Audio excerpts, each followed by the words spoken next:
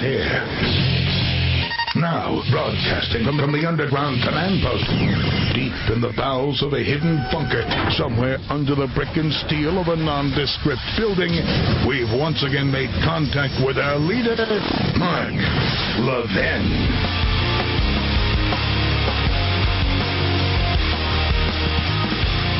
Hello, everybody. Mark Levin here. Our number, 877-381-3811, 877-381-3811. Well, it's one of those days where I want to dig deeply into an issue. We do that a lot. And it's an issue that I consider very, very important. Education. You see what's going on in these college campuses. You know, there's an excellent piece at National Review Online by Stanley Kurtz, Understanding the Campus Free Speech Crisis. And what's interesting about his piece is he gets into the fact that these campuses have really become totalitarian, and I'm going to get into that in a minute. Almost 30 years ago, on my birthday, I got a book from my brother Doug. And the title of the book is The Closing of the American Mind by Alan Bloom, the late, great Alan Bloom. And the inscription from my brother Doug says, Mark, I read this book at the library. It's on the money. Yesterday, Bob Grant, the great Bob Grant, said it was his favorite book. Happy 30th birthday, September 21, 1987. Love, Doug. The book, again, The Closing of the American Mind. It's actually quite a famous book. And in part, Bloom wrote this. Now, this applies to what's going on our college campuses and what's happening to our country. So it's very, very important. He said, every educational system has a moral goal that it tries to attain, and that informs its curriculum. It wants to produce a certain kind of human being. This intention is more or less explicit, more or less a result of reflection. But even the neutral subjects, like reading and writing and arithmetic, take their place in a vision of the educated person. In some nations, the goal was the pious person, in others, the warlike, in others, the industrious. Always important is the political regime, which needs citizens who are in accord with its fundamental principle. Aristocracies want gentlemen. Oligarchies, men who respect and pursue money. And democracies, lovers of equality. Democratic education, whether admits it or not, wants and needs to produce men and women who have the tastes, knowledge, and character supportive of a democratic regime. Over the history of our republic, there have obviously been changes of opinion as to what kind of man is best for our regime. We began with a model of the rational, industrious man, who was honest, respected the laws, and was dedicated to the family, his own family, what has in its decay been dubbed the nuclear family. Above all, he was to know the rights doctrine, the Constitution, which embodied it, and American history, which presented and celebrated the founding of a nation, quote, conceived in liberty and dedicated to the proposition that all men are created equal, unquote. A powerful attachment to the letter and the spirit of the Declaration of Independence, gently conveyed, appealing to each man's reason, was the goal of the education of democratic man. This called for something very different from the kinds of attachment required for traditional communities, where myth and passion, as well as severe discipline, authority, and the extended family produced an instinctive, unqualified, even fanatic patriotism, unlike the reflected, rational, calm, even self-interested loyalty. Not so much to country, but to the form of government and its rational principles required in the United States. This was an entirely new experience in politics, and with it came a new education. The education has evolved in the last half-century from the education of democratic man to the education of the democratic personality. See what he's saying? Attachment not to country, but to government. Education of democratic man? No. Education of democratic personality. The palpable difference between these two can easily be found in the changed understanding of what it means to be an American. The old view was that by recognizing and accepting man's natural rights, men found a fundamental basis of unity and sameness. Class, race, religion, national origin, or culture all disappear or become dim when bathed in the light of natural rights, which give men common interests and make them truly brothers. The immigrant had to put behind him the claims of the old world in favor of a new and easily acquired education. This did not necessarily mean abandoning old daily habits or religions, but it did mean subordinating them to new principles. There was a tendency, if not a necessity, to homogenize nature itself. Bear with me. The recent education of openness has rejected all that, pays no attention to natural rights or the historical origins of our regime, which are now thought to have been essentially flawed and regressive. It is progressive and forward-looking. It does not demand fundamental agreement or the abandonment of old or new beliefs in favor of the natural ones. It is open to all kinds of men, all kinds of lifestyles, all kinds of ideologies, all kinds of thinking. There's no enemy other than the man who is not open to everything. But when there are no shared goals or vision, no shared goals or vision of the public good, is the social contract that is the civil society any longer even possible? A little bit more. This was a very, very important book, still is, The Closing of the American Mind, and of course Alan Bloom, Professor Bloom, has since passed away. Civic education turned away from concentrating on the founding to concentrating on openness based on history and social science.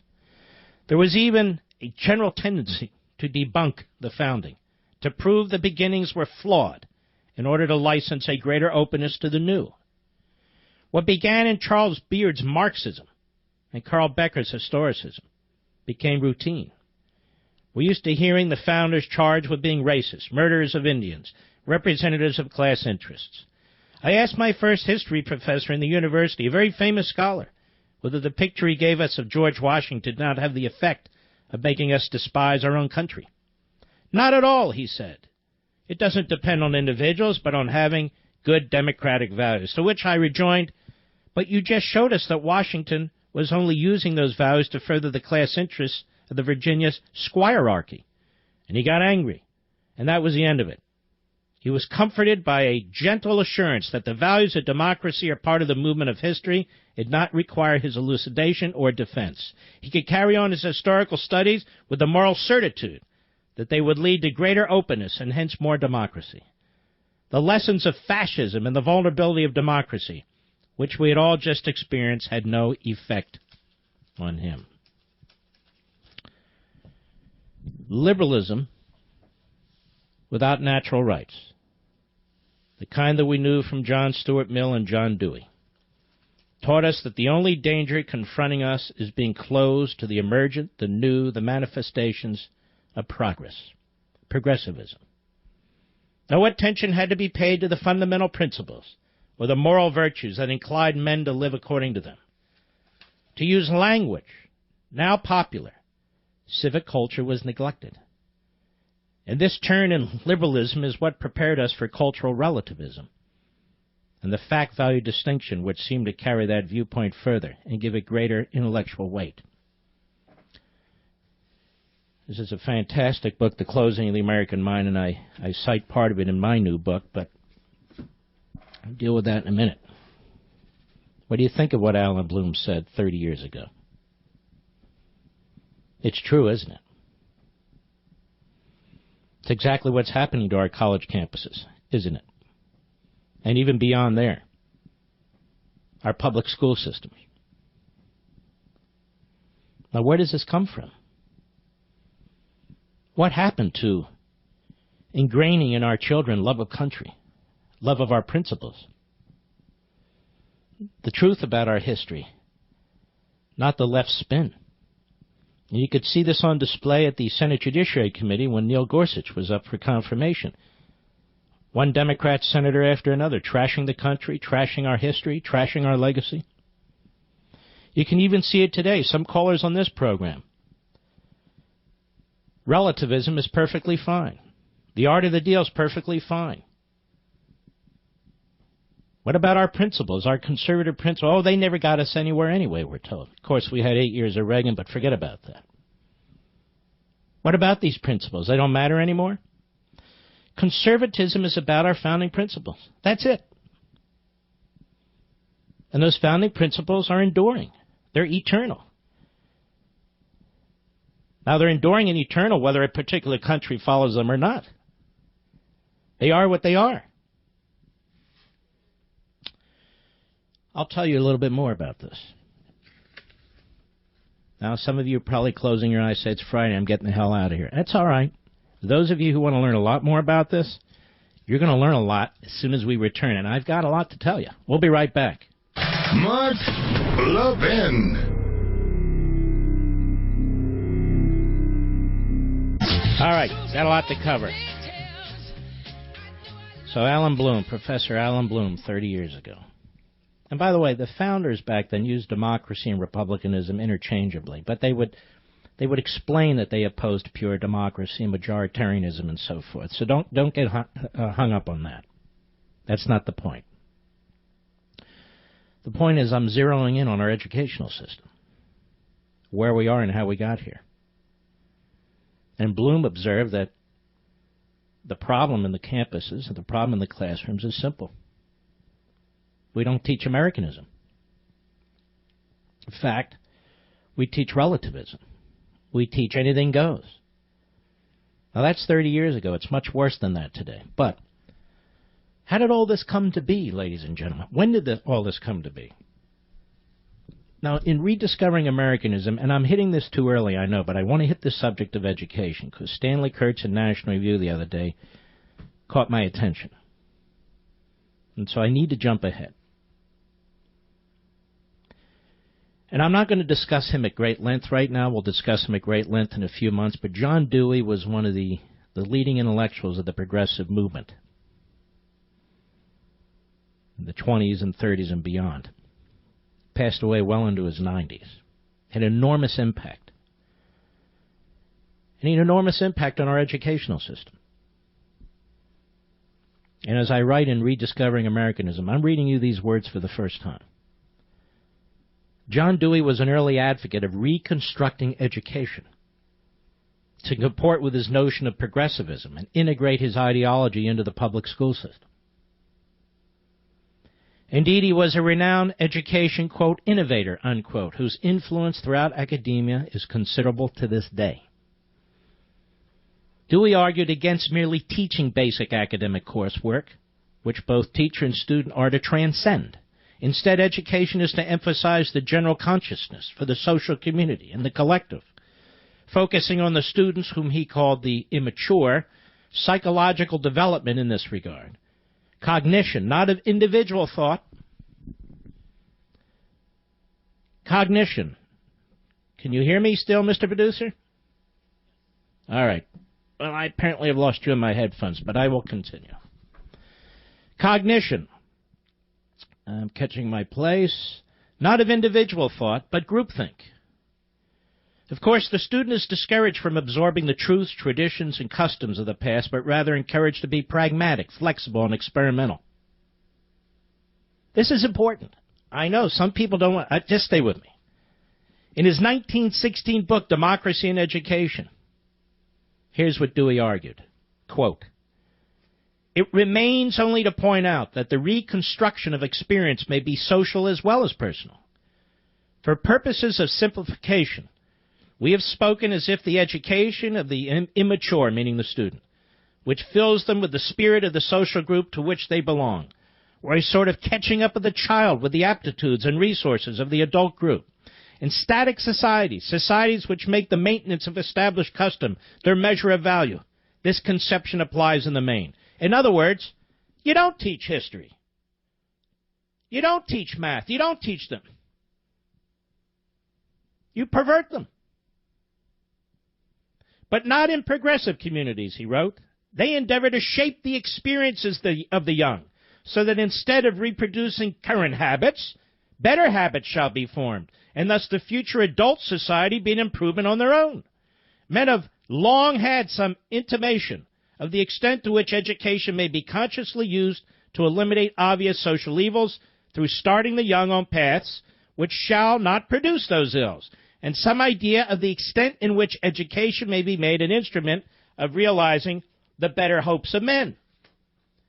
But we are doubtless far from realizing the potential efficacy of education as a constructive agency of improving society, from realizing that it represents not only a development of children and youth, but also the future society of which they will be the constituents. So in other words, we must take over education. We must take over curriculum. That's what we must do, according to Dewey. We must inculcate the immature, that is young people, his words, with our ideology in order to improve society.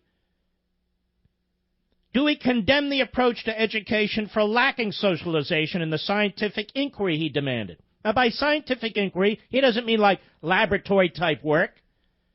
He means scientific in the sense of managing man, managing economies. He wrote, the pupil learns symbols without the key to their meaning. He acquires a technical body of information without the ability to trace its connections with the objects and operations with which he is familiar.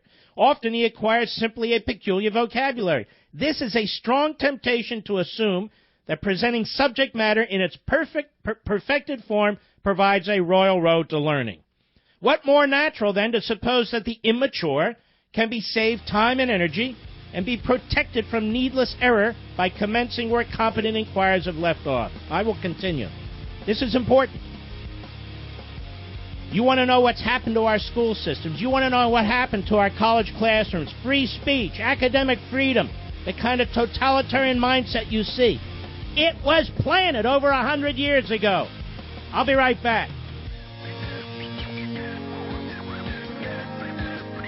I hope you're finding this informative, because about 100 years ago there was a counter-revolution in this country. The consequences of what are being manifested today. In the culture, in our form of government, in the way the different branches of government operate, in terms of public policy, and in our schools. And this is one of the areas I wanted to dig into, one of many in the new book. The new book's not out for quite some time, but that's not the point. I want to address this, and then we'll get to Kurtz's piece. Because what's taking place on our college campuses is the natural outcome of what was intended. So let me get back to John Dewey. He wrote that the pupil learns symbols without the key to their meaning.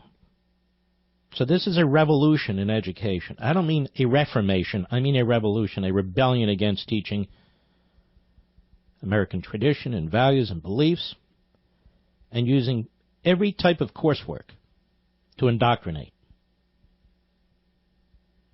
He acquires a technical body of information without ability to trace its connections with the objects and operations with which he is familiar.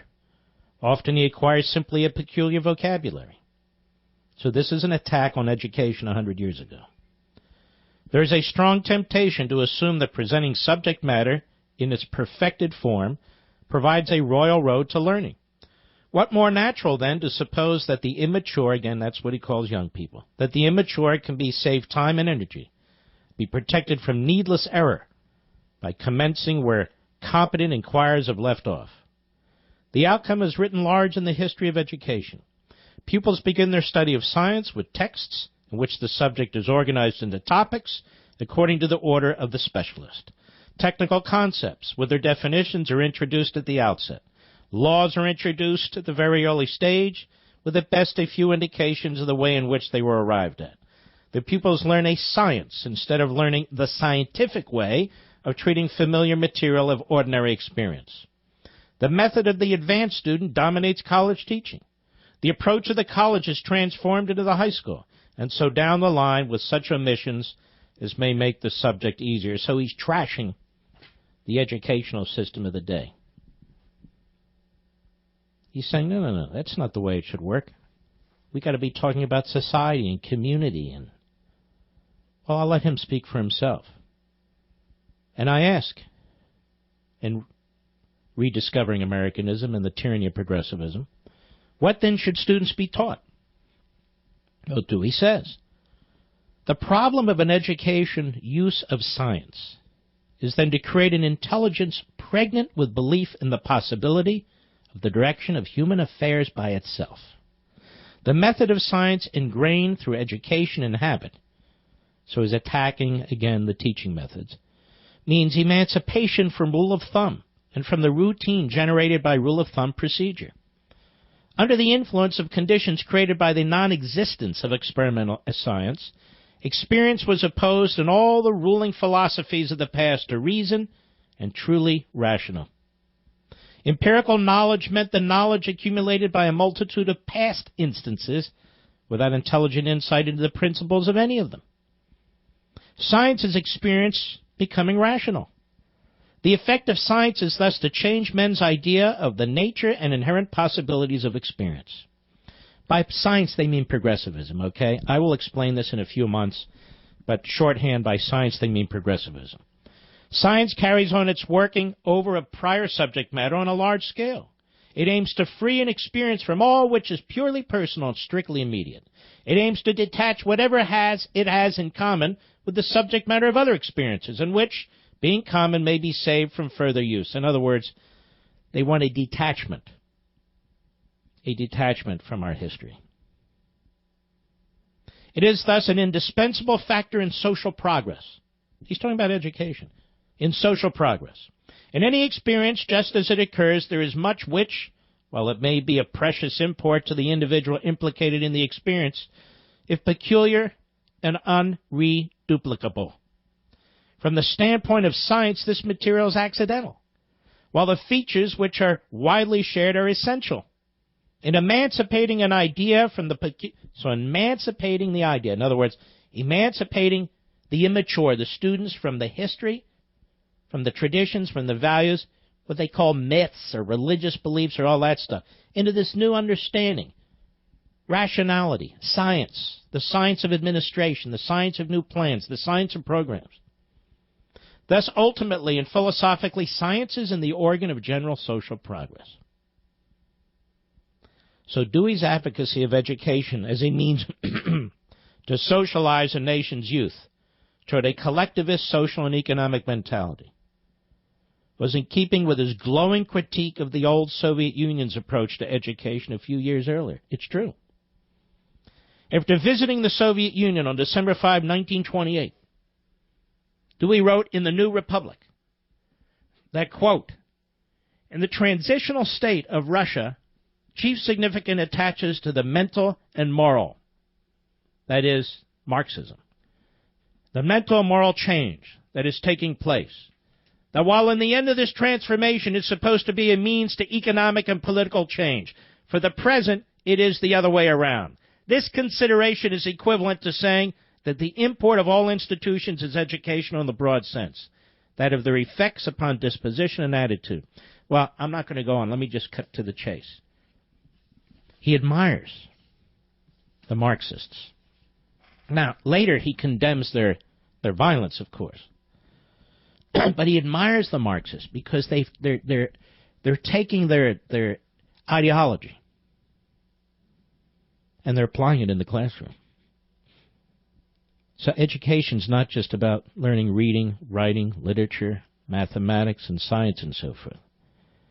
Education is taking those things to advance a societal, communal, may I add, economic, socialism, those kinds of agendas.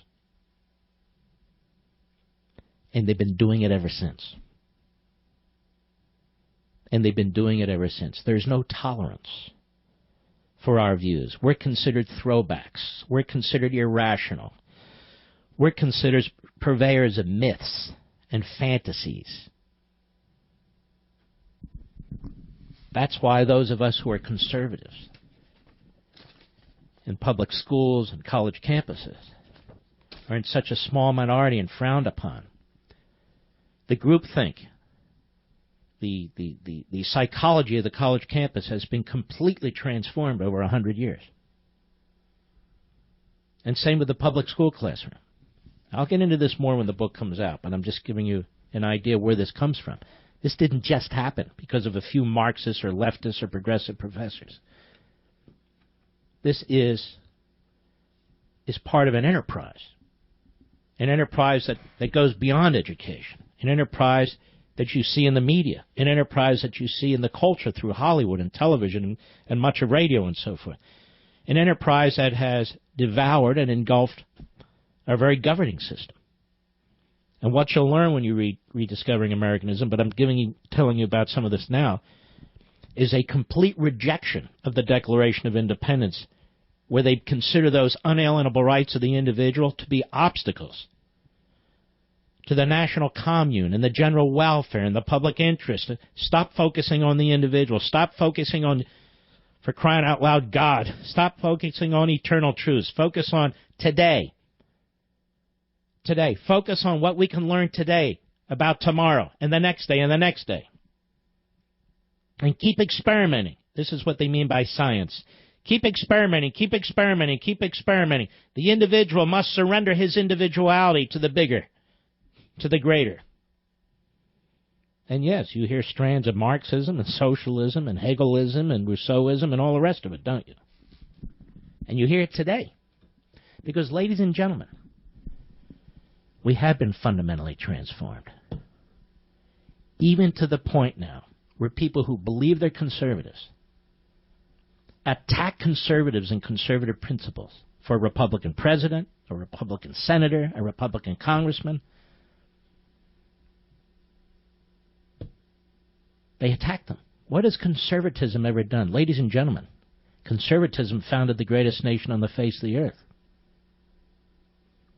Conservatism gave us liberty. Conservatism gave us a constitutional construct. We had another taste of it, despite 100 years of utopian statism, a.k.a. progressivism, with the 8 years of Ronald Reagan. And we haven't had any since. Now, there's this piece in the National Review the other day by Stanley Kurtz, and the title of the piece is Understanding the Campus Free Speech Crisis. And he says, what's gone wrong on college campuses, and how can we fix it? This past week, Manhattan Institute scholar Heather McDonald, a friend of this program, a knowledgeable supporter of America's criminal justice system, and a thoughtful critic of Black Lives Matter movement, was repeatedly shouted down by protesters at UCLA, then silenced and forced to escape with a police escort the next day during what should have been her talk at Claremont McKenna College. The incidents follow the February riot that forced the cancellation of Milo's talk at UC Berkeley and the March shutdown at Middlebury College of conservative Charles Murray, followed by the violent attack that sent Mary's liberal interlocutor, Professor Allison Stranger, to the hospital. And, of course, we know of the cases with Ben Shapiro and Ann Coulter and on and on and on. The immediate lesson of the UCLA shoutdown and Claremont shutdown is that widespread condemnation by all sides of the Berkeley and Middlebury incidents has not restored campus free speech. On the contrary, America's colleges continue their descent into low-grade anarchy. The immediate explanation is the leftist college students are furious at the election of Donald Trump. Yet often illiberal demonstrations swept over the nation's campuses during the 2016 academic year, 2015-2016 academic year, well before Trump became a factor. The crisis of free speech has also been aggravated by a rising tide of shoutdowns and disruptions of pro-Israel speakers since 2014. In fact, I began covering campus silencing incidents for NRO in 2001 when I wrote about the angry UC Berkeley students storming the offices of the Daily Californian to destroy a run of papers containing a David Horowitz ad opposing reparations for slavery. Today's problems are hardly new. And he goes on, case after case after case. The first in this series of UC Berkeley speaker disruptions of the past 1960s era seems to have been the 1983 shoutdown of Ronald Reagan's UN ambassador Jeane Kirkpatrick by hecklers opposed to the U.S. policy in El Salvador. Although her words were drowned out, Kirkpatrick went through the motions of reading her talk. Her follow-up Berkeley lecture was canceled. Now, this incident, at a time when shoutdowns were rare, sparked a national discussion and broad condemnation. Yet far from this condemnation preventing further disruptions, the virus quickly spread. Kirkpatrick was shouted down 2 weeks later at the University of Minnesota, and her scheduled 1983 commencement address at Smith was canceled. The current era of campus shoutdowns, shutdowns, and disinvitations had arrived. Yet the origins of this era lay still further back in time. The campus disruptions of the 60s and early 70s set the pattern for all that was to follow from the mid-1980s onward.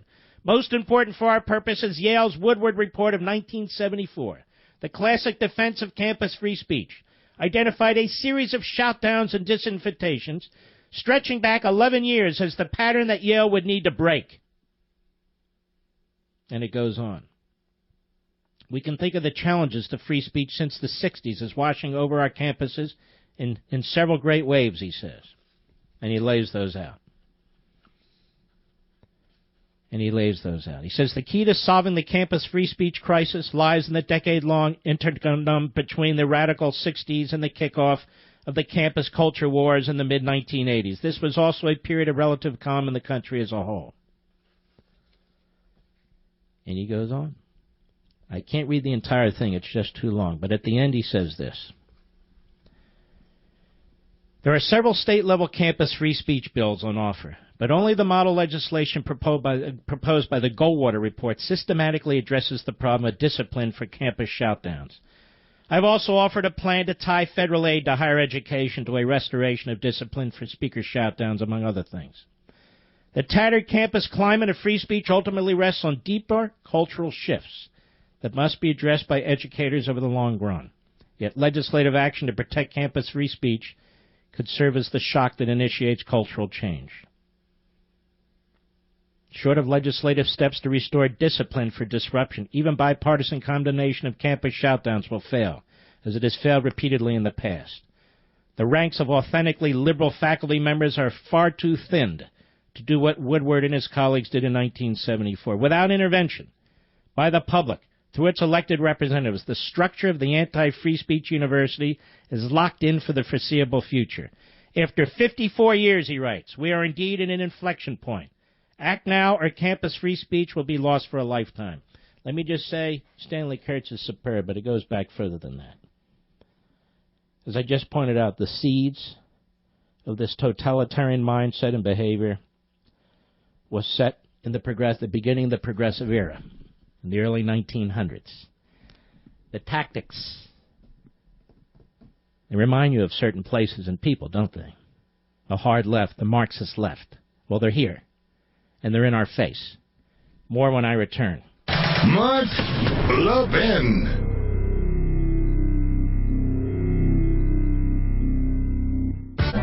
Stay with me. We've got more. I know. See, this sort of stuff that I'm doing now, which you know I do often, you would never see on that PBS show, Divided States of America. You'd never hear anything I'm talking about. The pages of the Wall Street Journal, never. Cherry-picked cheap shot artists. That's all they are.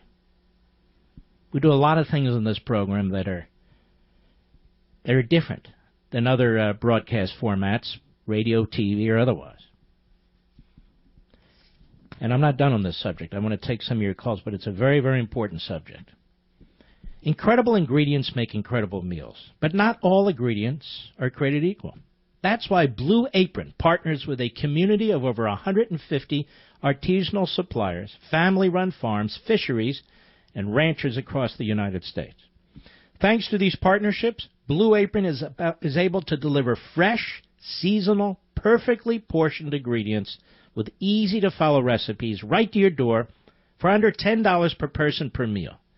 Log in each week to select the recipes you want to cook, or let Blue Apron choose based on your food preferences. Now, with Blue Apron, there's no weekly commitment, so you only get the deliveries when you want them. Rediscover how fun cooking can be while enjoying specialty ingredients and exploring new flavors and cuisines. When you cook with Blue Apron, you bring the best ingredients to your table while developing a sustainable food system for future generations. Join the growing community of Blue Apron home chefs today and get your first 3 Blue Apron meals absolutely free, plus free shipping at blueapron.com/Levin.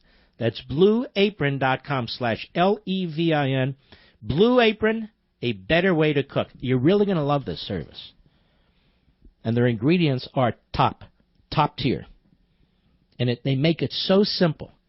Just check them out. Go to blueapron.com/Levin, blueapron.com/Levin.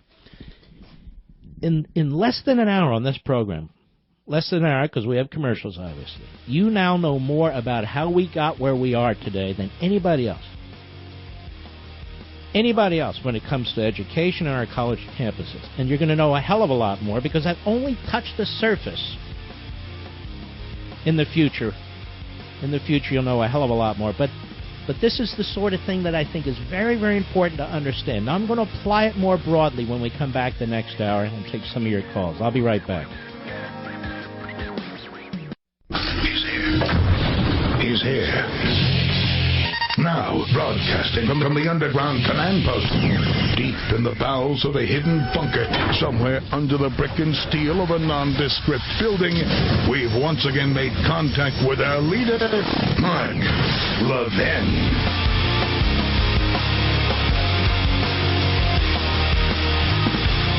Hello, everybody. Mark Levin here. Our number, 877-381-3811, 877-381-3811. Now, I hope you heard the first hour.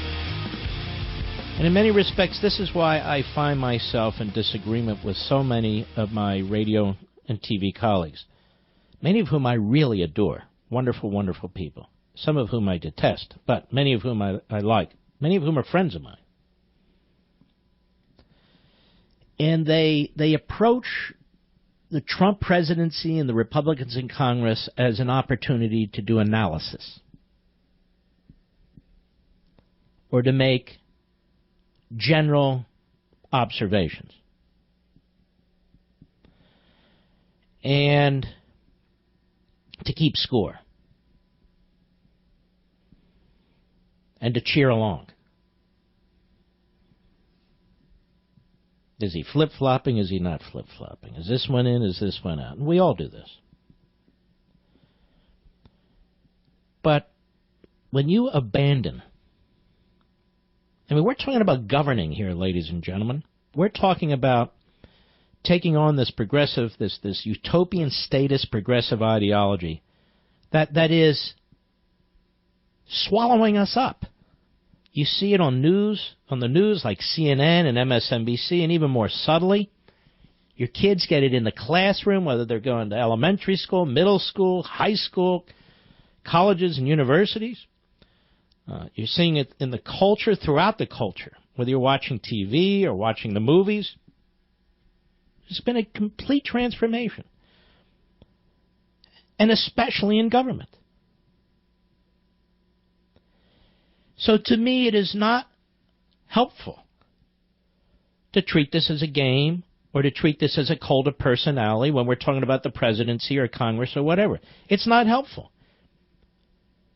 It's so ingrained, this mentality now, that even conservatives act like progressives.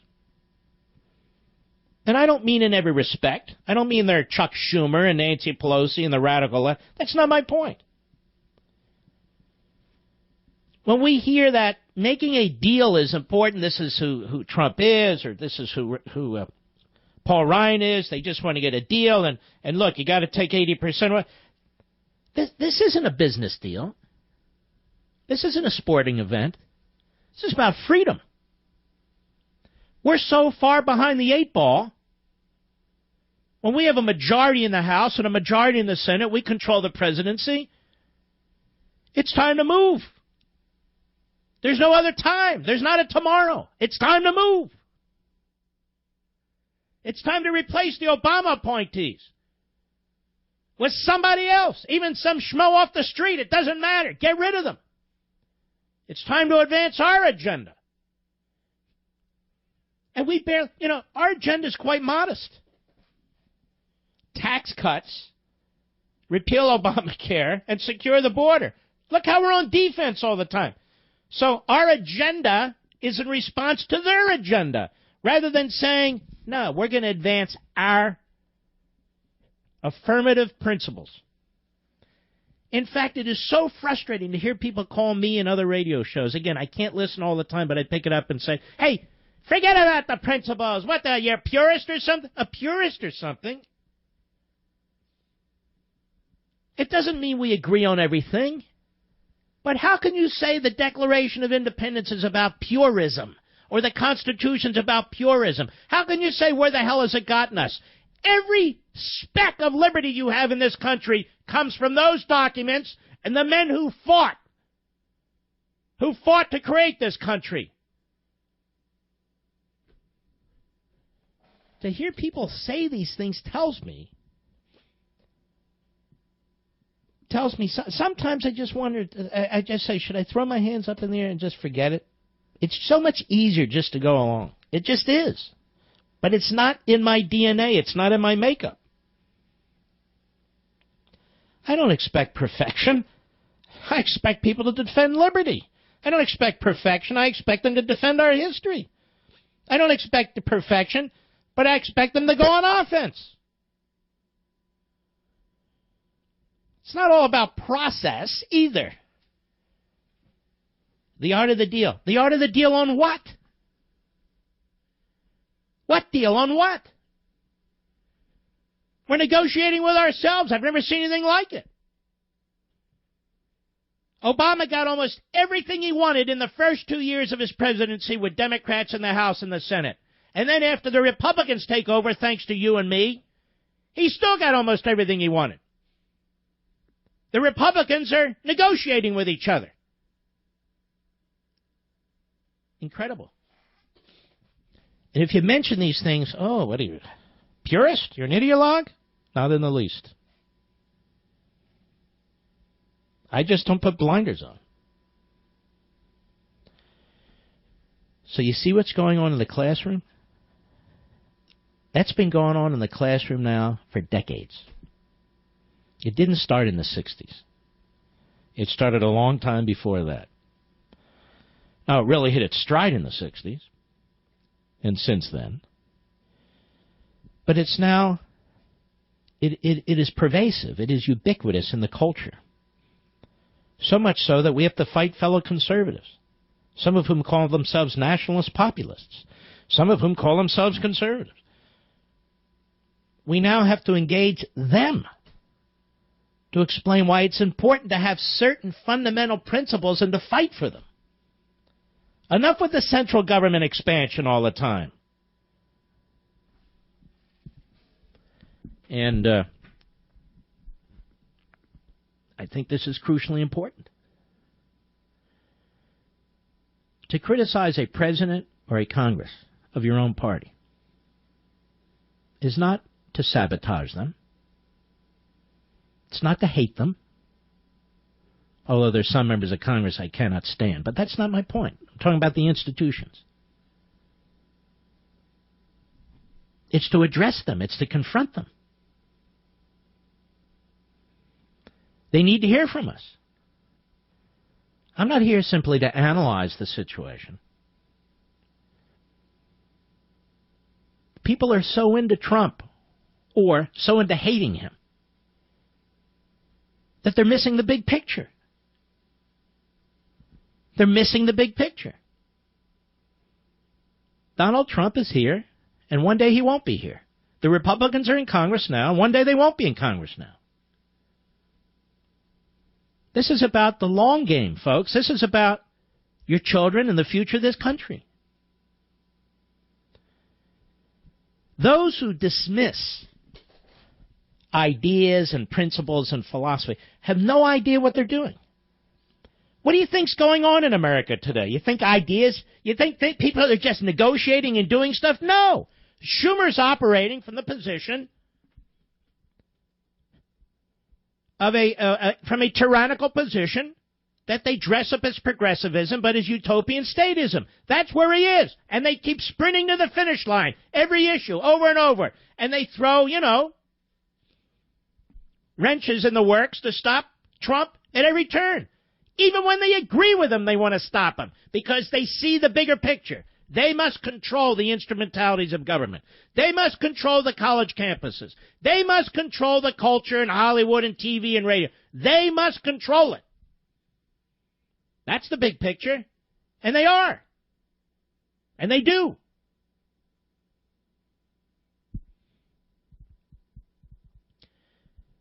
To me, the appropriate thing to say to our president, and by the way, I very much admire this man for everything that he's done. In the private sector, look what he's accomplished. He's president of the United States. If we're truthful with ourselves, we know that most people didn't think it was possible. He did, and he is. So credit where credit is due. That is not my point. That is not my point.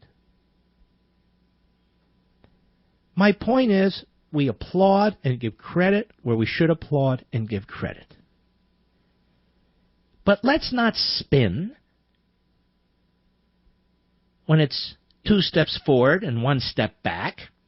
Let's not make excuses. Let's encourage, through positive criticism, that the president should plow ahead and help save the country and restore the republic. This isn't a question about his character or anything of the sort.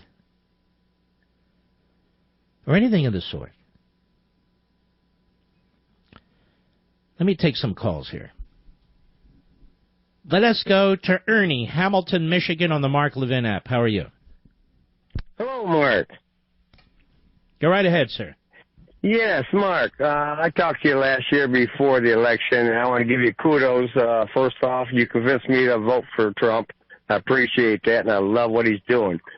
But the whole thing is, what you've been putting out there tonight about the education, I went to school in the 50s and the 60s, and they always taught Americanism.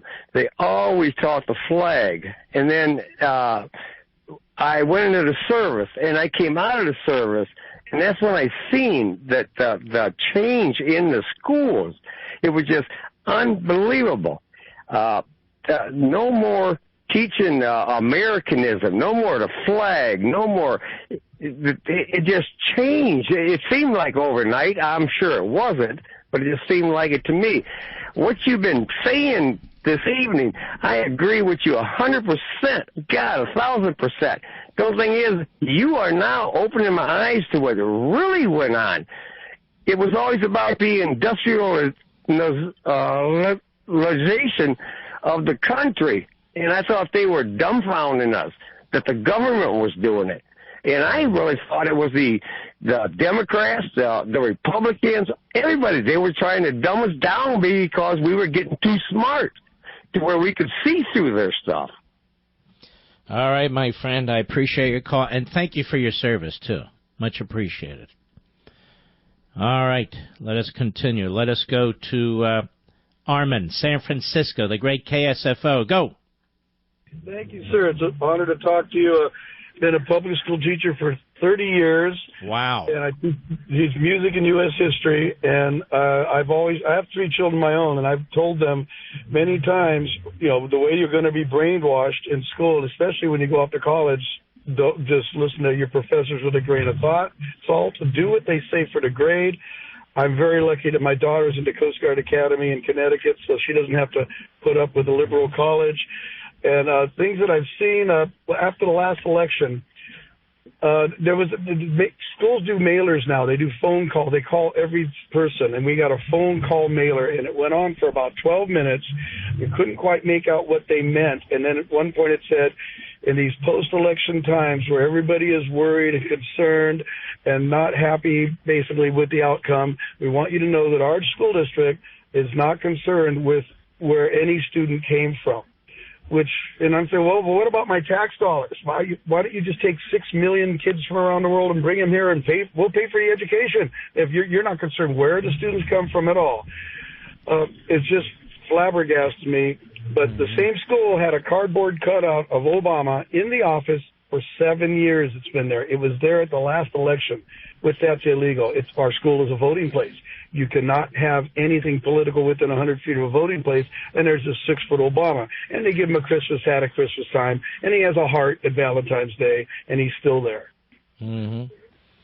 Yeah, I mean, that is illustrative of what goes on in the classroom, and it's illustrative of what's been going on in the classroom. And you've had to put up with it for decades. I want to thank you for your strength, and I appreciate it. And my best to your daughter at the Coast Guard Academy. That's very cool. All right, we'll be right back. Mark Levin.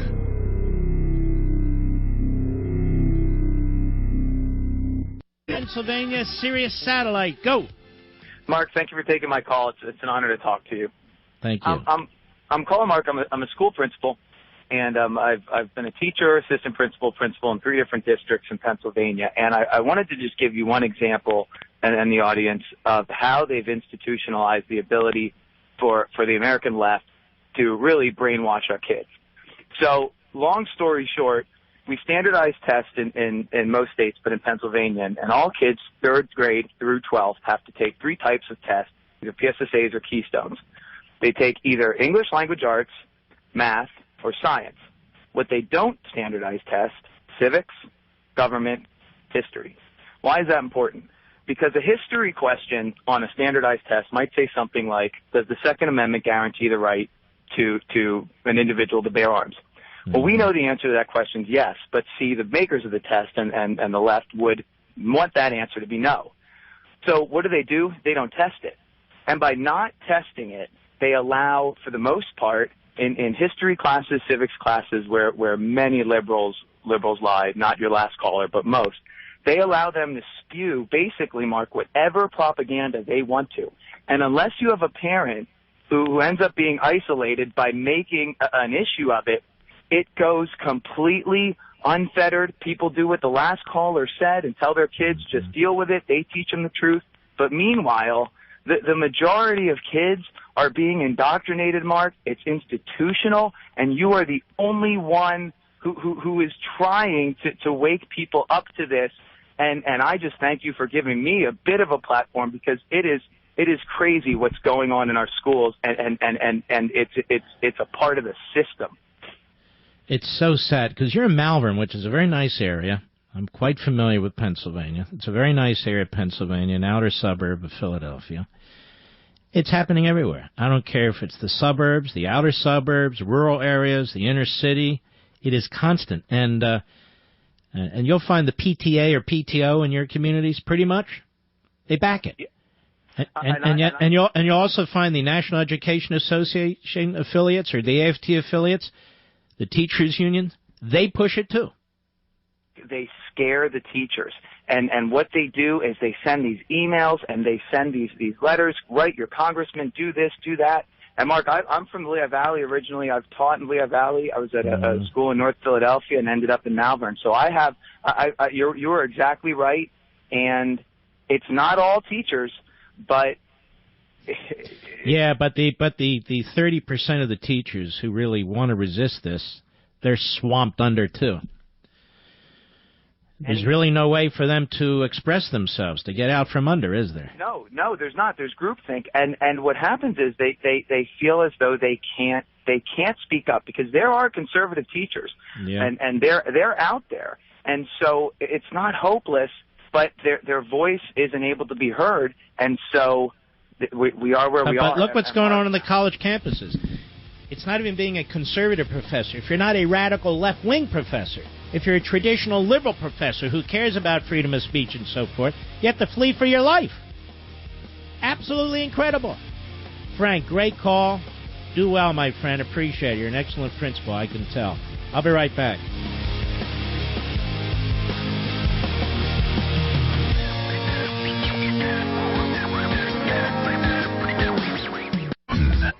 $152 years ago today, and he died the next day, April 15, 1865. Just thought I'd mention it.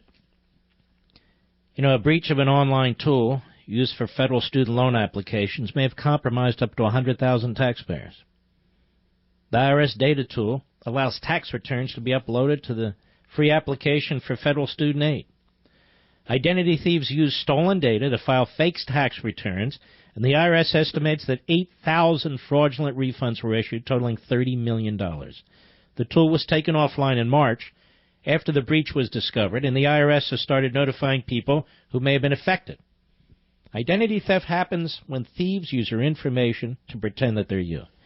They can liquidate your bank accounts. They can even get your retirement funds. LifeLock scans hundreds of millions of transactions every second. If they detect your information, they send you an alert.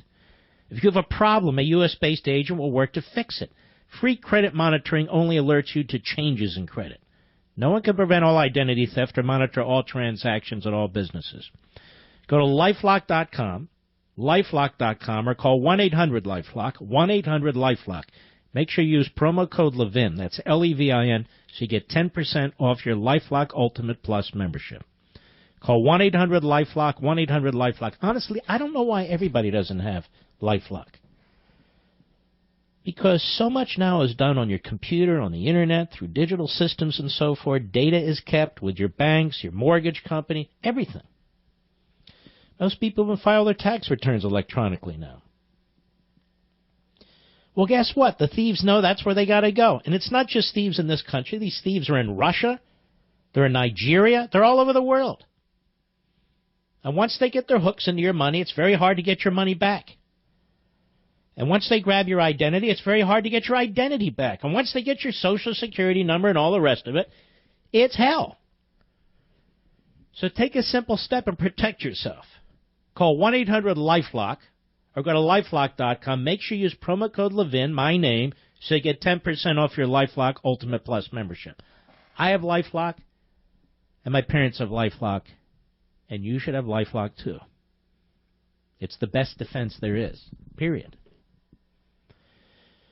The death of Abraham Lincoln, 152 years ago, he was assassinated, and he died April 15th, 1865. It changed history, the history of this country.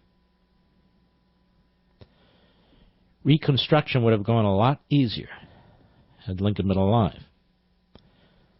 In Lincoln's second inaugural address, my dad wrote a book for young children on it, illustrated it, was a very religious speech.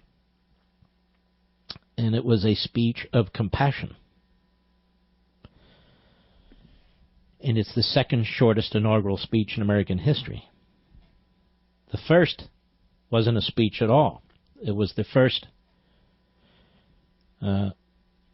inauguration speech by George Washington. But in any event, he gave his inauguration speech. He was assassinated about 5 weeks later. And in that inauguration speech, he reached out to the South. He reached out to the Confederate soldiers. The war wasn't 100% over, but it was getting there. It was almost done. And out there, as he was speaking on the south side of the Capitol steps, were the conspirators who were plotting to murder him, including John Wilkes Booth. There are a lot of remarkable people watching that day. It had been raining. It had been pouring, and the streets in Washington were mostly muddy. And then when he walked out to speak, almost like a movie, it stopped raining. The sun came out. And he gave a very short speech, but an enormously powerful speech. And he quoted the Bible.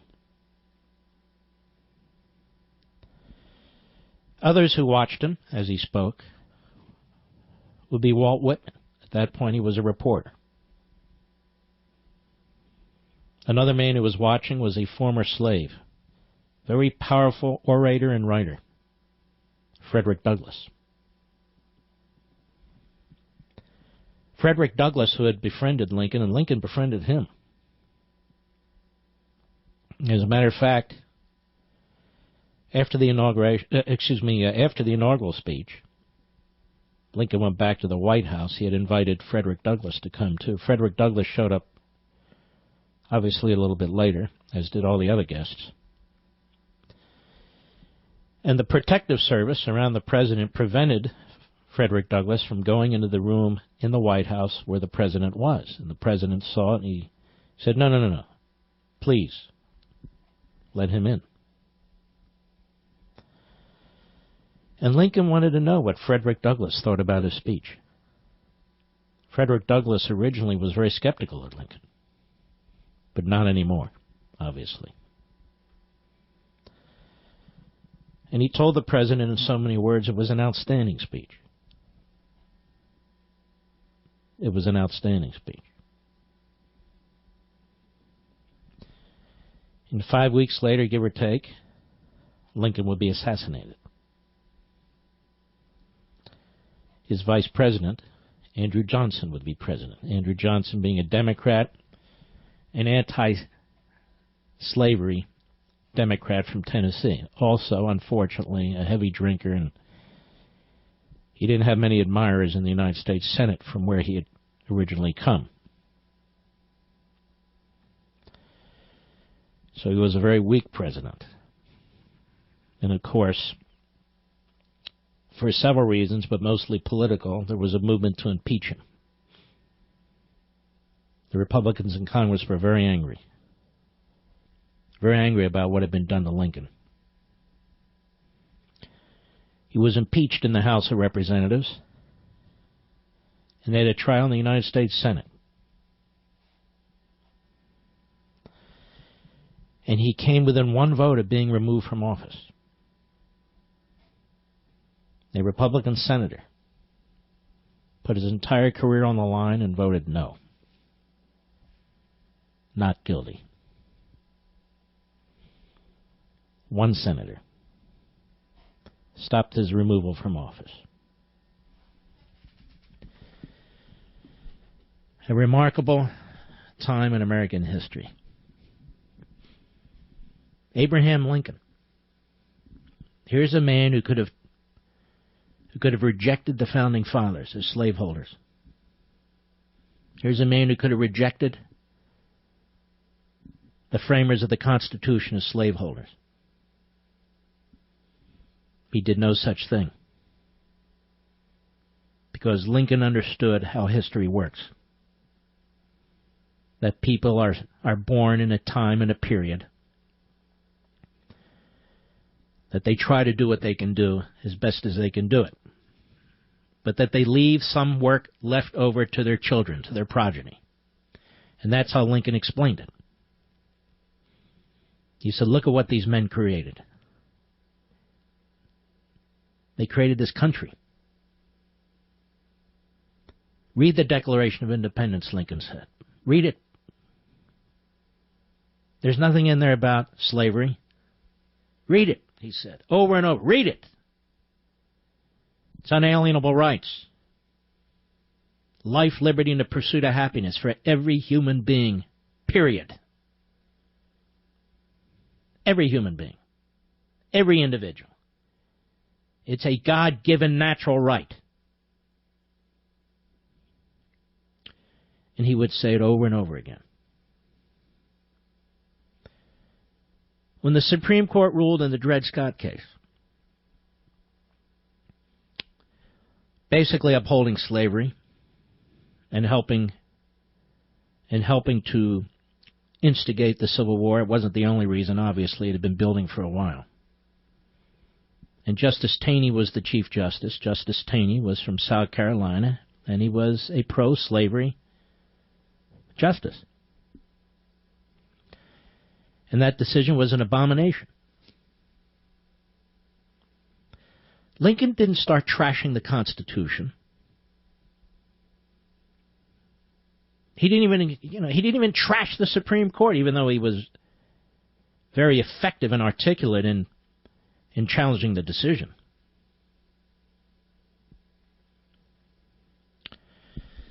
What Lincoln did was led the Civil War. He led the Civil War. People put down Lincoln. They say, well, he wasn't really opposed to slavery. He would just talk about, the Union staying together and so forth. That's just not true. They cherry-pick the man's words. They cherry-pick history. These are ignoramuses. But Lincoln believed very, very strongly in our founding documents, in the Declaration and the Constitution, very, very strongly, and I believe he would be absolutely appalled at what's going on today. The progressives like to point to him all the time. The neo-Confederates in this country like to do the same thing. Yes, he led the Union. Yes, he led the federal government. Yes, there were some things done that people can challenge. I've got that. Man wasn't perfect, but he was great. But turning the country upside down, the way the progressives have, no, he wouldn't have supported that. Never. They try to rewrite history, the left. That's what they do. That's what they're all about. And that's why I do what I can do to unravel it where we can. I'll be right back. Mark Levin.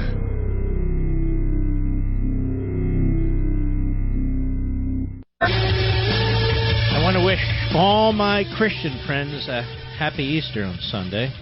Good Friday today, obviously. And I want to thank you. See, I understand America's founding. America was founded by mostly Christians of various denominations and beliefs, but so be it. Very, very tolerant men when it came to other faiths. Absolutely. And I know I'm not supposed to say this, but I don't care what I'm supposed to say. The diversity of views, of backgrounds, so forth, that we enjoy in this nation is thanks to the fact that these men understood the Enlightenment, and most of these men were men of faith, various degrees of faith, but faith nonetheless. Again, read the Declaration of Independence and its multiple references to God, the Creator, the divine, providence, so forth. Doesn't mean you have to believe as they believed, but you ought not deny, you meaning the deniers, you ought not deny who they were and what they did. What do you really know about our rich American history and heritage? Can you tell the key stories that help make our country exceptional? Hillsdale College has a new, free online course on our unique American story that's unlike anything else, and it covers our external and internal struggles for freedom. If you're thinking that you just don't have time, I understand. So take my challenge. Just watch 5 minutes of the first lecture by the president of Hillsdale College and my good friend, brilliant man, Dr. Larry Arnn, on why it's important to study American history, and I guarantee you'll be hooked. You and your children should take this course because it provides information you won't get anywhere else. Your kids won't get this in school, and we didn't either. It's available for free to teachers and their classes as well. Everyone should try it. You can access this powerful American Heritage course. You can do it tonight. You can do it all weekend at levinforhillsdale.com. As always, it's free as part of Hillsdale's mission to help all Americans pursue truth and defend liberty. That's levinforhillsdale.com, Levin for Hillsdale.com. All right, see who's out here. Dave, Ridgefield, Connecticut, Sirius Satellite, go. Hey, Mark, thanks for taking my call. Yes, I sir. figured I'd call and give maybe a different point of view. I heard a couple of educators call in talking about how the education system brainwashes kids. Well, I'm 28, and I was brainwashed. I went from, being a decent American kid to a hardcore Marxist protesting with Occupy Boston in 2011. Mm-hmm. And then what happened? It's amazing that as soon as I started to look into Occupy Boston and the whole Occupy movement in general and liberalism in general, all of a sudden I realized that I've been lied to basically my entire life. And over the past 5 years, I underwent a flash conversion, and now I'm basically as far conservative as you could be. So, there's hope out there for sure. What do you think? what caused you to look into the Occupy movement? What caused you to embrace the freedom movement? Well, the first thing that tipped me off with Occupy is I saw other people getting paid to protest, and I wasn't getting paid, and I was wondering why, number one. Number two, everything had to be voted on by a democracy, and we never got anything done. We could never, and with the gender pronouns and the political correctness, you could never just say, hey, I disagree with you. Nothing went anywhere. It was a big waste of time. And all of a sudden I started to look into what is a republic? What is representative democracy? What is all this stuff? And, through study and, it is Good Friday, I found a rosary. And it was bothering me. I was actually in rehab because my liberalism had made me so sick it drove me to drugs.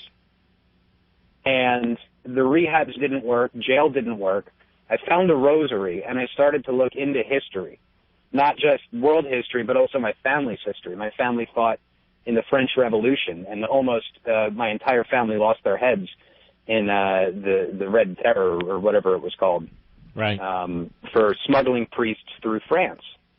And all of a sudden, when I saw that there was something like that was willing to die for, truth, actual truth, that wasn't based on my point of view or my opinion, the tree outside of your studio is there and it's made out of wood. No matter how much you want to believe, it'll never be made out of concrete. And unfortunately, we are being taught and indoctrinated with this moral relativism that came out of the Frankfurt School of, theories. And kids these days, I mean, it's amazing. I thank God every day that I got out of it.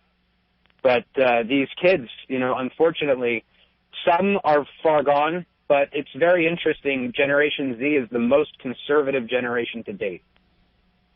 So it's very interesting how the swing.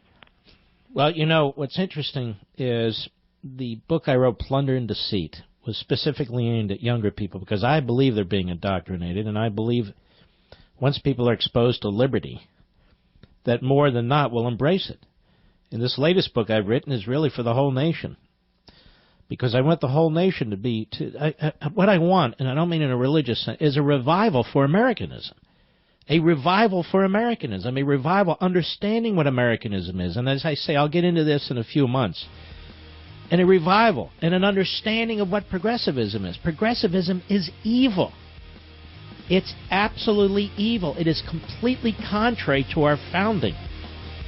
And so that's what I'm trying to bring to the fore and will bring to the fore. And Dave, I'll tell you what, don't hang up. I want to give you a 1-year subscription to CRTV so you can watch Levin TV. I really appreciate your call. I'll be right back.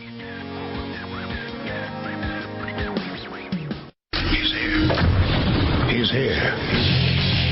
Now, broadcasting from the underground command post, deep in the bowels of a hidden bunker, somewhere under the brick and steel of a nondescript building, we've once again made contact with our leader, Mark Levin.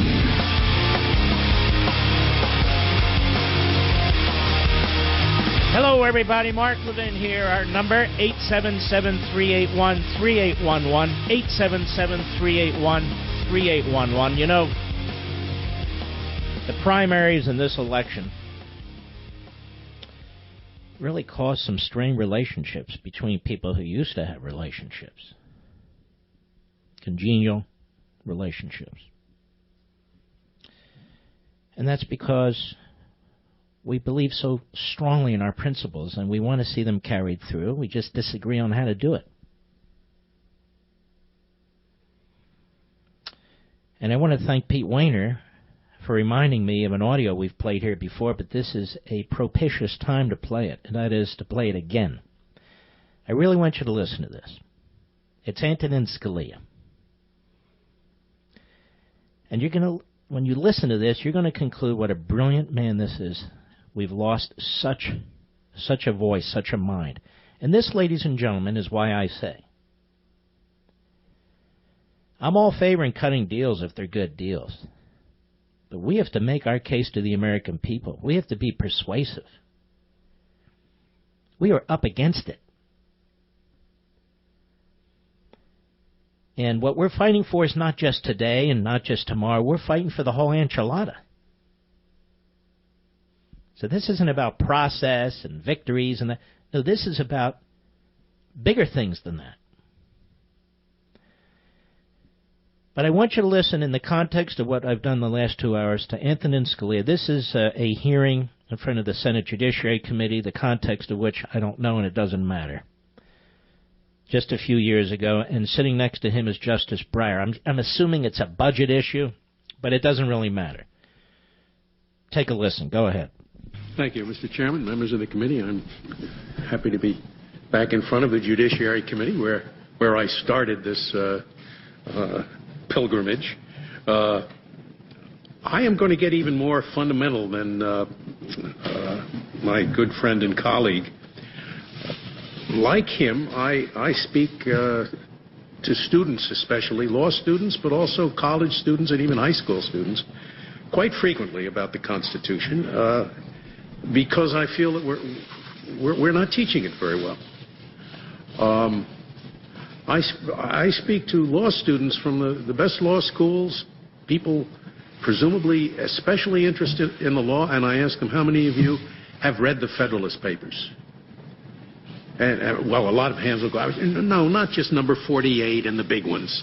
How many of you have read the Federalist Papers, cover to cover? Never more than about 5%. And that is very sad. I mean, especially if you're interested in the Constitution. Here's a document that says what the framers of it thought they were doing. It's such a profound exposition of political science that it is studied in political science courses in Europe. And yet we have raised a generation of Americans who are not familiar with it.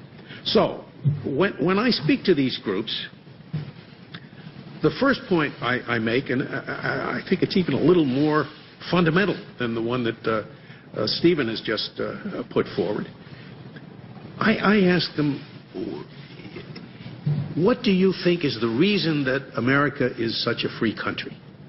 What is it in our Constitution that makes us what we are? And I guarantee you that the response I will get, and you will get this from almost any American, including the woman that he was talking to at the supermarket, the answer would be freedom of speech, freedom of the press, no unreasonable searches and seizures, no quartering of troops in hope, those marvelous provisions of the Bill of Rights. But then I tell them, if you think that a Bill of Rights is what sets us apart, you're crazy. Every banana republic in the world has a Bill of Rights. Every president for life has a Bill of Rights. The Bill of Rights of the former evil empire, the Union of Soviet Socialist Republics, was much better than ours. I mean it literally. It was much better. We guarantee freedom of speech and of the press. Big deal. They guaranteed freedom of the speech, of the press, of street demonstrations and protests, and anyone who is caught trying to suppress criticism of the government will be called to account. Whoa, that is wonderful stuff. Of course. Just words on paper. What our framers would have called a parchment guarantee.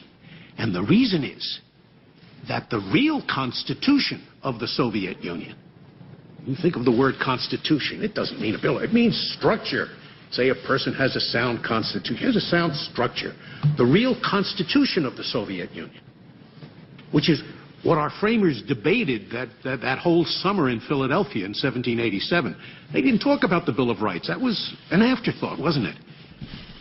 That constitution of the Soviet Union did not prevent the centralization of power in one person or in one party. And when that happens, the game is over. The Bill of Rights is just what our framers would call a parchment guarantee.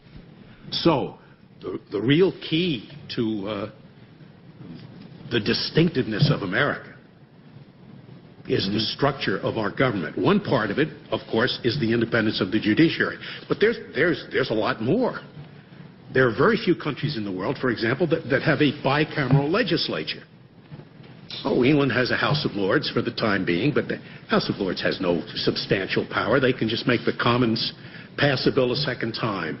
France has a Senate, it's honorific. Italy has a Senate, it's honorific. Very few countries have two separate bodies in the legislature equally powerful. That's a lot of trouble, as you gentlemen doubtless know, to get the same language through two different bodies elected in a different fashion. Very few countries in the world have a separately elected chief executive. Sometimes I go to Europe to talk about separation of powers.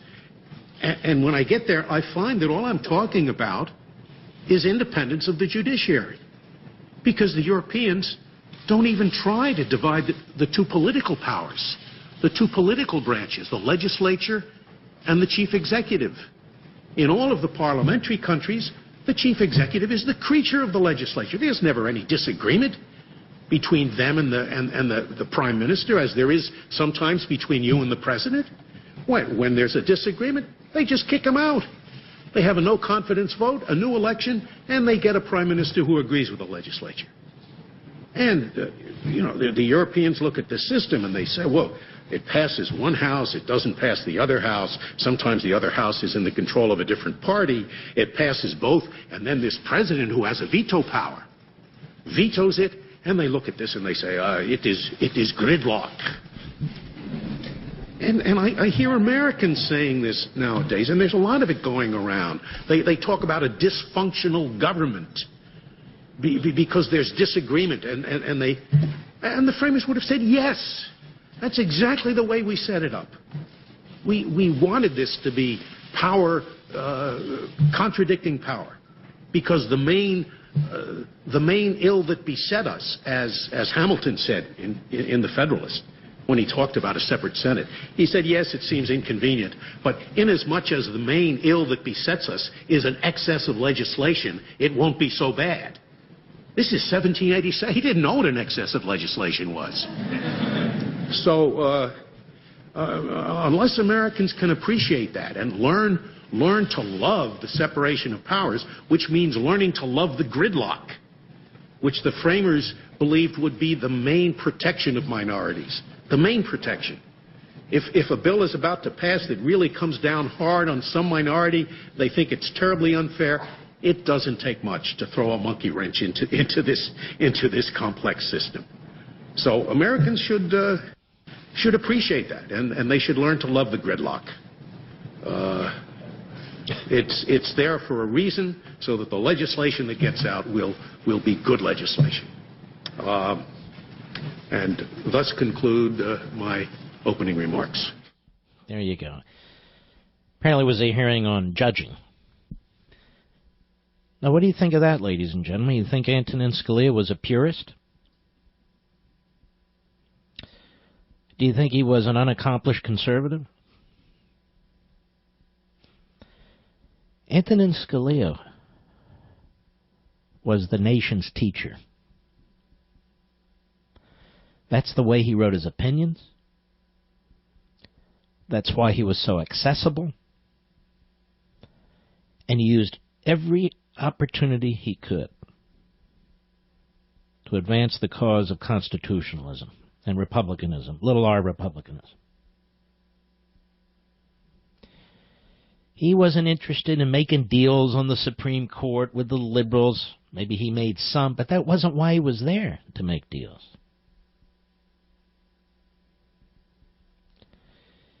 He was there to advance the cause of individual liberty and the civil society, that is, to uphold the Constitution. That's what he was there for. And he was called names, and he was ridiculed by the same people who ridicule conservatives today. He was not a nationalist. He was not a populist. He was a constitutionalist. That's what he was. And that's why so many of you in my audience revere him and are deeply saddened that he's not still on the court. You know, a man like Antonin Scalia, like a man like Ronald Reagan, like a woman like Lady Thatcher, it's very rare.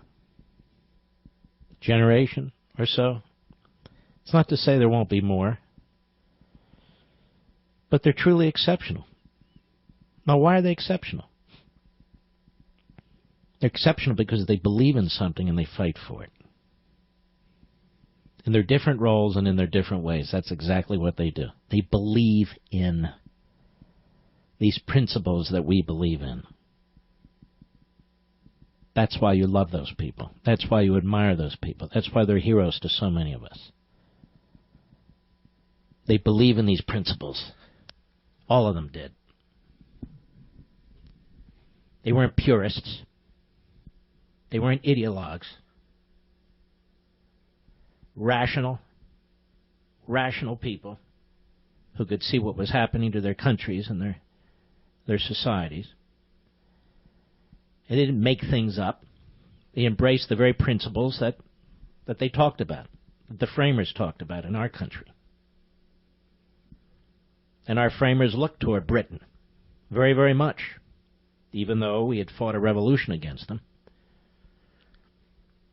And their structure, and their very, Edmund Burke. He was Irish. He moved to Britain. Brilliant, brilliant man. And there were others, many others. But the point is, this is why you believe in something.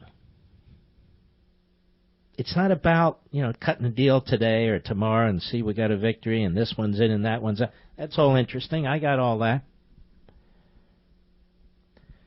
And I want to circle back to the first hour. What goes on in our classrooms, on our public schools, in our universities and colleges? We've lost these places, for the most part.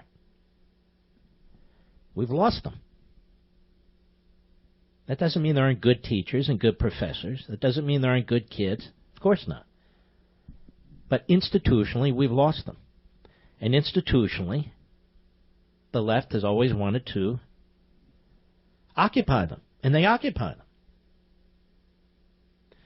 So when you have what is, unfortunately at this point, a minority of public voices, whether they're in Congress, whether they're on the courts, whether they're in think tanks, whether they're on radio, who try and fight against this trend,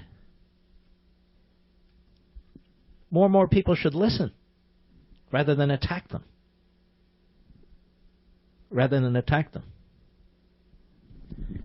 I'll be right back.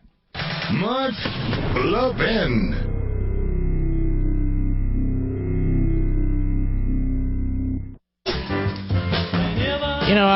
I would like to send a message to President Trump, who listens to this program from time to time. He has told me, not at a secret dinner or lunch, and not at Mar-a-Lago, but publicly. Mr. President, you're in charge of your staff. It's time to get them under control. That includes your son-in-law. That includes your buddy Gary Kahn. It includes Bannon. It includes all of them. It's important to have people with different opinions around you, but you're loading up with liberal Democrats right now, and that's not good. And I know there are people who will defend it, who will excuse it. I don't, because it lets down the people. Lets down the people who voted for you. They didn't vote for liberal Democrats, and they certainly didn't expect to have a bunch of liberal Democrat staff members, family or friends, whatever they are. This is not an attack on anybody. I want to be very clear. This is not a personal attack. But it's out of control. And most of the leaks, I might say, obviously are not Bannon's unless he is leaking against himself and trashing himself, which he's not. That's number one. Number two, why don't you expand your senior staff a little bit? You don't have a single constitutional conservative walking into that Oval Office and giving you policy advice. That's why Reince Priebus and the others got you crossways with the Freedom Caucus. We conservatives, Mr. President, we're pretty sharp. We can help you. You've done some conservative things, and that's when your ratings go up. Remember when you pulled together the 21 judges on your list? Remember when you did that? to convince conservatives to vote for you. And you did. That was a good thing. But we can give you a lot of good policy advice on taxes, on the debt, on many things. Maybe even convince you to back off of that massive over $1 trillion you want to spend on infrastructure and so forth. But right now you're getting surrounded more and more by a chorus of one ideology, and that is liberal Democrats who come out of Manhattan.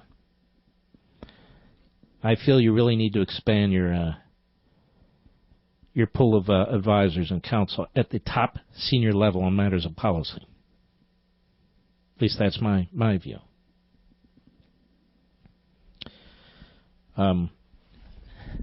Again, that's meant to be positive, but the president's in charge.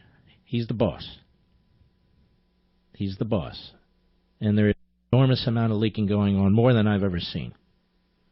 And yes, staff fight, and staff position, and staff do this, and staff do that. But it's 90% the liberal Democrats leaking to liberal Democrat-favorite newspapers. And that's become quite obvious to me, anyway. And let me tell something to the liberal Democrats surrounding the president who think they have the upper hand. You think the Democrat liberal media are going to lay off you, even if you win your little power struggle? No, they're going to blow you out. They support the Democrats, not you advising Trump. I'll be right back. You will never, ever hear this show talked about, and we do this a lot. We get into subjects like this, and we try to address them more thoroughly than we otherwise can. You will never hear this on PBS. You will never hear this in the Wall Street Journal editorial page. You'll never hear it anywhere. Because they have their mindset, they have their good guys and bad guys, and this is how they want to play it. That's why the media is so fraudulent. Absolutely is. I guarantee you that that producer of that Frontline piece, Divided States of America, never read a single one of my books. I guarantee it. I guarantee it. I guarantee you that Paul Gigot on the editorial page of the Wall Street Journal has never read a single one of my books. Not that he has to, but if you're going to write about me, at least inform yourself. And I used to know that guy for a long time. Turned into a complete lightweight.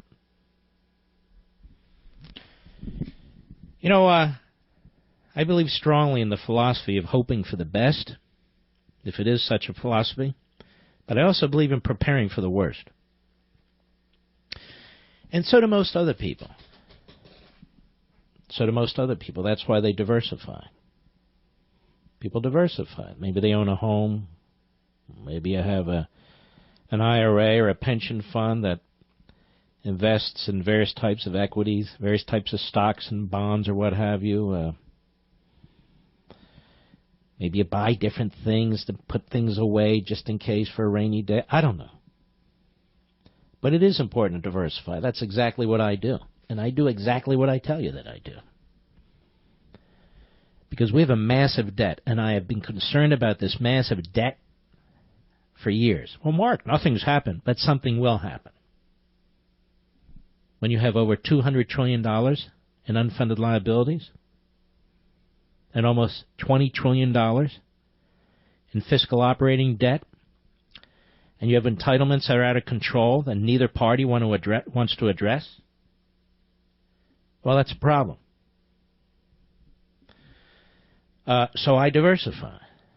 I have some properties, as you know. I have my pension, mutual fund. My pensions are with mutual funds. I don't know. They buy stock, they buy bonds, they buy whatever they buy. But I do know this. I also buy gold. I buy gold. I don't overdo it. I just buy some gold, and I put it away. I buy gold coins. Why? Because I can use them, and also because gold bullion, bars, and so, at least for me, I mean, they're too heavy. So I buy gold coins, usually Canadians. Now, my suggestion to you is think about diversifying as well. You've heard me talk about this for a long, long time. Goldline has an express IRA. It makes acquiring gold and silver for your IRA fast and simple. And if you purchase on or before April 17th, today's April 14th, they'll pay your IRA account setup fees and your first 5 years of storage fees. Let me repeat that. If you purchase on or before April 17th, today's April 14th, they'll pay your IRA account setup fees and your first 5 years of storage fees. If you call now, Goldline will also give you a free Ronald Reagan presidential coin just for calling, as long as they last. Call right now, 1-877-365-COIN, 1-877-365-2646. Be sure to read their important risk information. 1-877-365-COIN, 1-877-365-2646. By the way, over at Conservative Review, where I'm editor-in-chief, we're the top muckety-muck there, my man Gaston Mooney and the other folks there, we took a poll. Conservative Review's top 25 conservatives, Conservative Review's top 25 rhinos. You might want to check it out. I've linked to it on Mark Levin Show Facebook and Mark Levin Show Twitter. And I'd like your thoughts. I mean, not on the show. You can comment on my sites on whether you agree with it. You would add somebody or subtract somebody. But I think the lists are pretty darn accurate. I think you did a good job. Or go directly to conservativereview.com, conservativereview.com. They're great columns on there, too. They really are. I go there. That's bookmark. It's at the top of my bookmark list. And I check it out, so you might want to check it out, too. They do a wonderful job over there. All right. Let's keep plowing ahead. Let's go. Let's see. Who do we have here? Fidel, Waynesboro, Virginia, on the Mark Levin app. How are you, sir? I'm doing well. Happy Easter, Mark. You too. Thank you. I'm a first-time caller. I've been listening to you for a short period of time, but I've learned so much from you. Thank you. I want to touch on the subject that the last two callers were talking about, the school system. Yeah. I'm a Vietnam veteran. I went in '66 and went to Vietnam in a Tet Offensive, 68 and 69. Wow. So you saw real combat. God bless you. I felt fortunate that when I came home, I went through quite a bit because I grew up as a street kid in Cleveland, Ohio. Mm-hmm. But I ended up getting a job years later in the school system as a maintenance mechanic. Right. And through those 37 years that I worked there, I've seen so many changes to the negative for the kids in the educational system go downhill. Mm-hmm. It went downhill rapidly through those years. I noticed that one of the years there was when we were cleaning out the school for summer, for the summer vacation, they had the custodians bring down the big bins for the trash, and they were filled with Bibles, brand new hardback Bibles for history. And they had them to burn them in the furnace. So they burned the Bibles in the furnace? Yeah, they burned the Bibles. They said you got to throw them in the furnace, burn them. Mm-hmm. And one of the other things was that I noticed that through those years, it seemed as though the liberals would vote in who they wanted through the unions and put in some of those positions, the homosexuals in the top positions. I had experienced being one of the maintenance men discussing the cleaning program or the reconditioning of the gymnasiums one time, and me and one of the other supervisors were discussing which the boys or the girls' gymnasium should we do first for that summer. All right. I got to go just because we're off topic. But I want to thank you for your service, sir. Luckily, he's not working there right now, Mr. Producer, where they're debating which bathrooms people should use. Right? Let us go to Harrison, New York City, the great WABC. Go! Well, good evening. It's an honor to be on with you, and I'm grateful to you and your gracious call screener for giving me a chance to speak with you this evening. Thank you, sir. I too am a Bob Grant alumnus. There you go. And I thank WABC and WMAL for carrying you live, because that's where I can get you as you're on the air. Thank you. I appreciate that. Anyway, I'm a bit older than you. I agree with you about 95% of the time, but when it comes to substance, over 99% of the time. Your taste in music is another matter. But I'm older, so. Okay. But one thing you said tonight, before I get to my point, that I want to take issue with. You got to hurry, because I don't want to. We're going to get a hard break, and I don't want to cut you off in the middle. Preface to comment was, I'm not supposed to talk about this. No, you need to talk about it. You must talk about it. You are the indispensable voice. You need to talk about it. Well, now, what I was going to say is, growing up in the 40s and 50s, I saw the influence of John Dewey firsthand. I saw civics and history and geography as three separate subjects get combined in what got to be called social studies, where there was very little very little geography, balderdized history, and virtually nothing on civics or the Constitution or anything else. And the whole emphasis was on the social, getting along with other people and respecting various cultures all over the world, and all that's fine. But the basic substance that makes an American American and makes us self-identify as to who we are and why we are who we are was deliberately yanked out of the curriculum, and I witnessed it firsthand, and I saw it. I was there, and it was before you were born. And by the way, you're right, and that was the intent. And you know how we know that was their intent, Harrison? Because they said it. They wrote about it. And I'm going to get into this more when I can, July 4th and thereafter, but there's a heck of a lot more related to this that I want to talk about, too, even beyond education. Harrison, you're a great caller. Don't hang up. Let's send Harrison a one-year subscription to CRTV, please, Levin TV. All right. I'm having too good of a time tonight. I don't want to go. I'm sure it seemed like a great idea at the time, but the reality is that timeshare you bought has probably been the biggest mistake you made for you and your family, right? Like millions of people, you found out quickly. You don't always have the time to use it. It's impossible to schedule your timeshare when you want to travel, and when you do, there's all those extra fees. Now, if you're fed up with your timeshare, visit my friends at resortrelease.com or call them, 888-455-MARK. It's that simple, 888-455-MARK.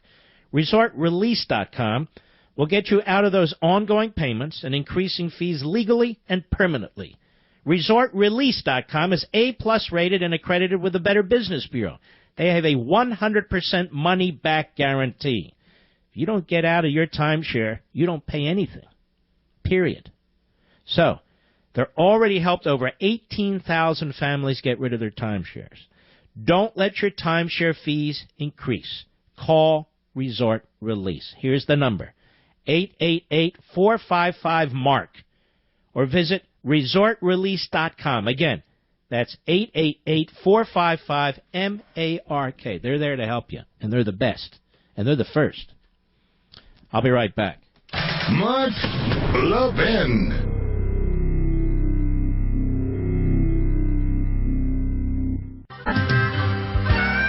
You know, the story about secondary education, the story about colleges and universities is even much more complicated than what we've discussed for the last several hours on this program. And I wrote about it in Plunder and Deceit, a good chunk of it anyway.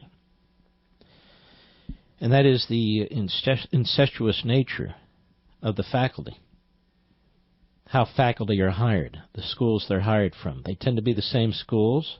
They tend to share the same ideology. They tend to know the same people. And this goes on one generation of professors to the next, to the next, to the next. It's almost a closed shop. in many respects, a closed ideological shop. The left owns the vast majority of the colleges and universities in this country, and you subsidize all of it. You subsidize it with federal dollars for student loans. You subsidize it with state dollars, with direct grants from your state legislatures to colleges and universities, and you subsidize it with your kids, those who have kids who go to college. And I've said in the past, and I know it more now than ever, that these campuses, so many of them, are the last vestiges of Soviet-style mentality. And it's getting worse. It's not even that there aren't many conservative professors and so forth. I mean, people are approached and they're intimidated. And there's violence on our college campuses. And even our college applications and law school and medical school and so forth, graduate schools. The left-wing ideology, the progressive ideology, it's as much about who you are, your pigmentation, where you're from, another country, whatever the issue is, or whatever the preferred list is, as much as the substance of your skills, of your academic record. And there are ways to get this back, and we'll talk about that one day, too. It's hard. But anyway, ladies and gentlemen, for you, America by Ray Charles, every single Friday in honor of you. Here we go. By the way, a nice haircut, Kim Fung, fat boy or whatever. We salute our armed forces, police officers, firefighters, and emergency personnel. Good night, Pepsi. Good night, Griffey. Good night, Spritey. Good night, Smokey. And good night, Zelda. Get Al-Qaeda. Get the Taliban. Get ISIS. Drop some more of those damn bombs on our enemies. I'll see you on Levin TV this weekend. I'll see you on the radio Monday. Have a wonderful Easter.